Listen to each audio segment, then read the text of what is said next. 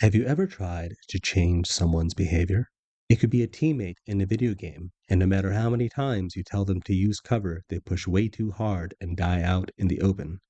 Or it could be a family member who uses their outside voice indoors, and you're always telling them to hush. Or it could be you who wants to go to the gym more, but the only thing that's even close to that is just watching a bunch of YouTube videos on different exercises that you could be doing, but you aren't. What is actually happening here? How do we correctly identify this problem so we can give it the proper solution? The answer is a bit more complex and simpler than you think. The first thing that we have to acknowledge is telling people to change their behavior, whether it's other people or yourself, and doing that over and over again, most of the time isn't enough. Sometimes it is, and that's nice and it works. However, if you find yourself constantly giving the solution over and over and over again, most of the time it's because we have misidentified the problem. So I have a really rudimentary psychological diagram here, and I promise you that this is actually relevant. On the surface, we have actions, emotions, thoughts. Beneath that is beliefs. Beneath that is ego. And a lot of people actually have a misinterpretation of what ego is. And I have my own specific definition for it, which we'll get to in a second. And then we also have identity. Let's use an example from Apex Legends. We'll use a recent example over the past couple of months. We'll name this guy Devin Turvals. Devin had an issue before I coached him for months and months where he was constantly being told by his teammates to talk more. Talk more, talk more, talk more. So this went on for months and months and months, and his behavior didn't change. He knew what he needed to do. He knew what it looked like, but he didn't change. So what was happening is that people were trying to address his actions. Sometimes they would go a little bit deeper and try to figure out what he was feeling or his thoughts around his actions, but most of that is very surface level. When I started to coach him, Devin, I asked him what his beliefs were about his actions. Like, what do you believe? I asked different questions or like, hey, what is the reason you did this? What is your reasoning behind this?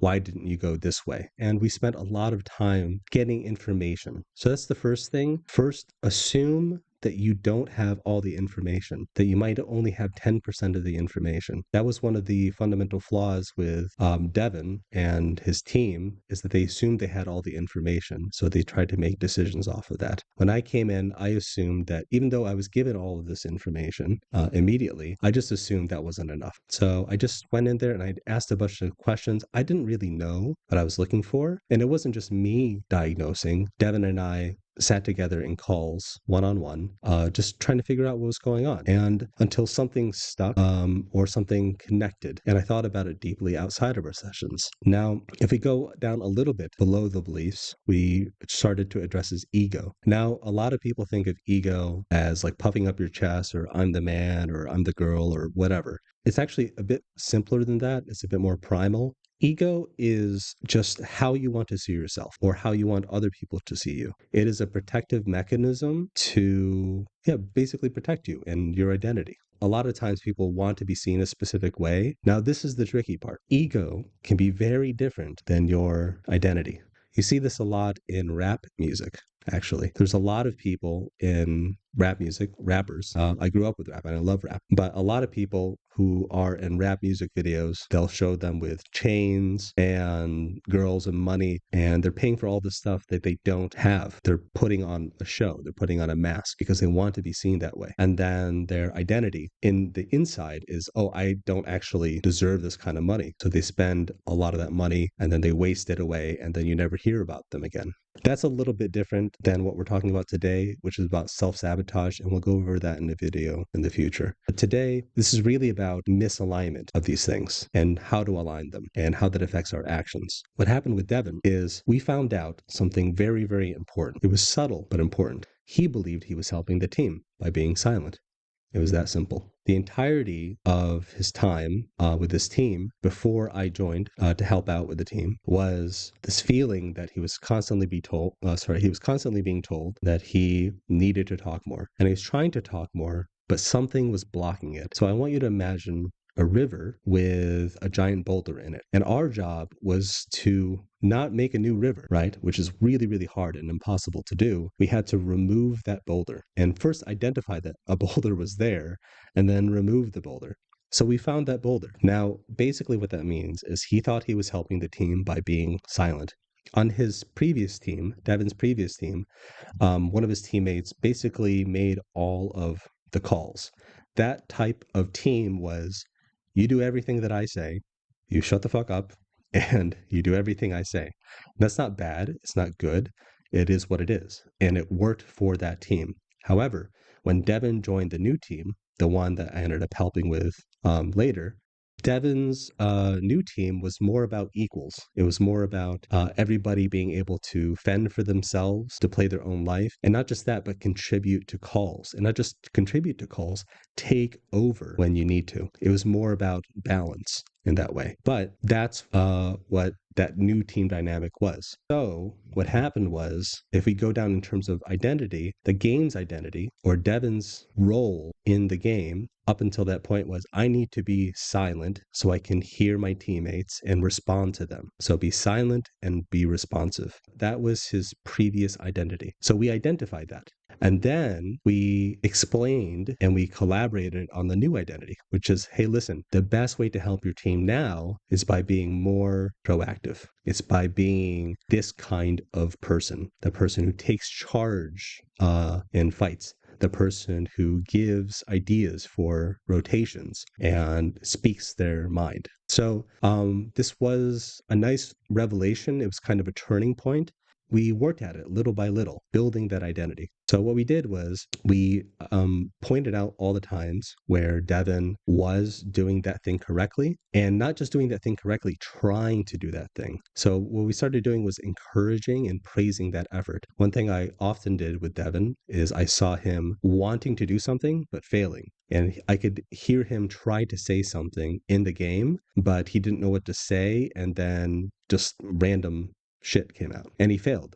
But I noticed the effort. And so I said, Devin, I saw what you did there. I saw you were trying to say something and you failed. That's okay, but I want you to keep doing that. And so we built up these little pieces of identity of who this new version of himself was. And then we created little milestones. Devin didn't just start talking more, right? That was the first little milestone. He started contributing to major early game calls. Like, I think we should go here rather than there. We should go to A rather than B. And that changed the trajectory of our game significantly. We also, I think the next step was being more involved in fights. And then we still have more milestones to go, but it's really about building that identity for Devin. And now Devin is much more proactive. He's kind of like a co-IGL in certain situations when we need him to be. Of course, there's going to be a lot of failure in building up that new identity. It is quite often 2 steps forward, 1 step back, but that's okay.